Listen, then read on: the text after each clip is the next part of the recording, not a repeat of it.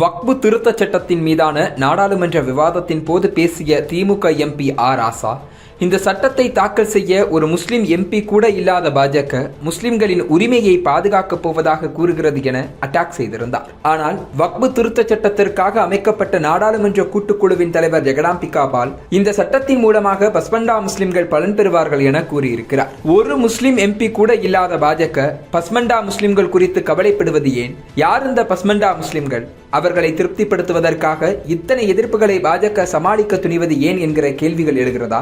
இந்தியாவில் 3 விதமான முஸ்லிம்கள் இருக்கின்றனர். அஷ்ரப், அஜ்லப், அர்ஷல்ஸ் ஆகிய 3 பிரிவுகளில் அஷ்ரப் தவிர்த்து மற்ற 2 பிரிவினரும் பஸ்மண்டாக்களாக கருதப்படுகின்றனர். பஸ்மண்டா என்கிற இந்த பாரசீக பெயருக்கு கைவிடப்பட்டவர்கள் என பொருள். கிட்டத்தட்ட 60 விழுக்காடு வரை இருக்கும் இந்த முஸ்லிம்களை பாஜக குறிவைக்க முக்கியமான 2 காரணங்கள் இருக்கிறது.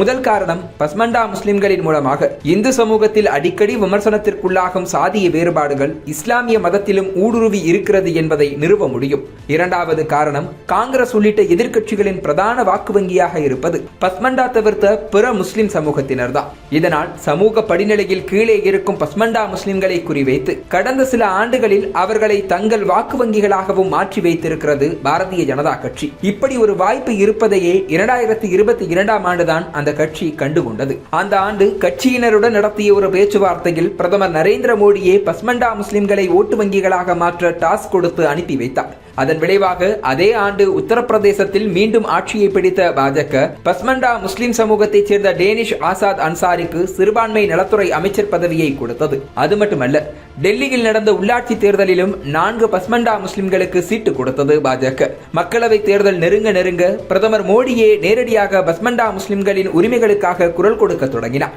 2023இல் மத்திய பிரதேசத்தின் பீகாரில் பேசிய அவர் பஸ்மண்டா முஸ்லிம்கள் சமூக ஒடுக்குமுறைக்கு ஆளாவதாக பேசி கவலையை வெளிப்படுத்தினார். அவர்கள் தீண்டத்தகாதவர்களாக கருதப்படுவதாகவும் அவர்களுக்கான சம உரிமை மறுக்கப்படுவதாகவும் கொந்தளித்திருந்தார்.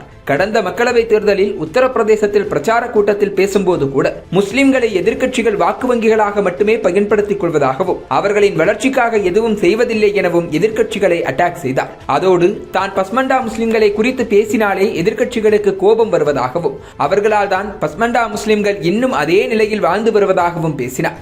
அதே தேர்தலில் பஸ்மண்டா முஸ்லிம்கள் பெரும்பான்மையாக இருக்கும் 65 தொகுதிகள் அடையாளம் காணப்பட்டன. அந்த 65 தொகுதிகளிலும் பாஜக ஸ்னேக் மிலன் கூட்டங்களை நடத்தி பஸ்மண்டா முஸ்லிம்களை தங்கள் பக்கம் இழுக்க திட்டம் தீட்டியிருந்தது. இது குஜராத், மத்திய பிரதேசம், உத்தரப்பிரதேச மாநிலங்களில் பாஜகவுக்கு கணிசமான அளவு முஸ்லிம்களின் வாக்குகள் விழ காரணமாக இருந்தது. தற்போது பாஜக பீகாரில் சட்டப்பேரவை தேர்தலை எதிர்கொண்டு காத்திருக்கிறது. அங்கிருக்கும் முஸ்லிம்களில் 70 விழுக்காடுக்கும் மேல் பஸ்மண்டா முஸ்லிம்கள் தான் வசிக்கின்றனர்.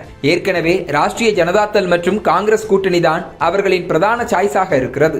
அதனை இந்த முறை திருப்பி போட பாஜக முயற்சிப்பதன் விளைவுதான் கிடைக்கும் வாய்ப்புகளில் எல்லாம் பஸ்மண்டா முஸ்லிம்களின் பெயர்களை இழுத்து விடுவதற்கு காரணம் என்கின்றனர் அரசியல் விமர்சகர்கள். 2020-21ஆம் ஆண்டு கணக்கெடுப்பின்படி பார்த்தால் பஸ்மண்டா முஸ்லிம்களில் தனிநபர் செலவு 2152 ரூபாயாகவும் அதுவே உயர் சாதி என அறியப்படும் முஸ்லிம்களின் தனிநபர் செலவு 2180 ரூபாயாகவும் உள்ளது. இங்கே வெறும் 1.4 விழுக்காடு மட்டுமே வித்தியாசம் உள்ளது.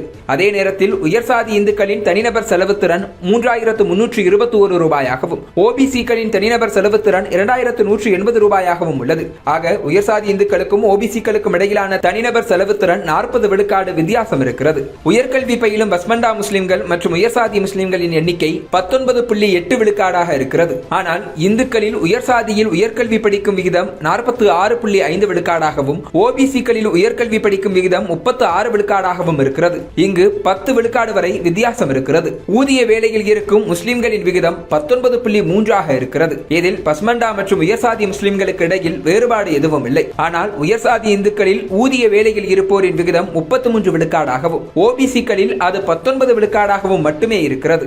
இதனால் வாக்கு வங்கிக்காக இல்லாத சாதிய மற்றும் சமூக ஏற்றத்தாழ்வுகளை களைவதாக கூறி பஸ்மண்டா முஸ்லிம்களை காக்க குதித்திருக்கும் பாஜகவும் பிரதமர் மோடியும் உண்மையாகவே இந்துக்களில் உயர்சாதிகள் மற்றும் ஓபிசி சமூகத்தினர் மத்தியில் இருக்கும் இமாலய வேறுபாட்டை தான் உடனடியாக களைய நடவடிக்கைகளை எடுக்க வேண்டும் என்கின்றனர் அரசியல் விமர்சகர்கள்.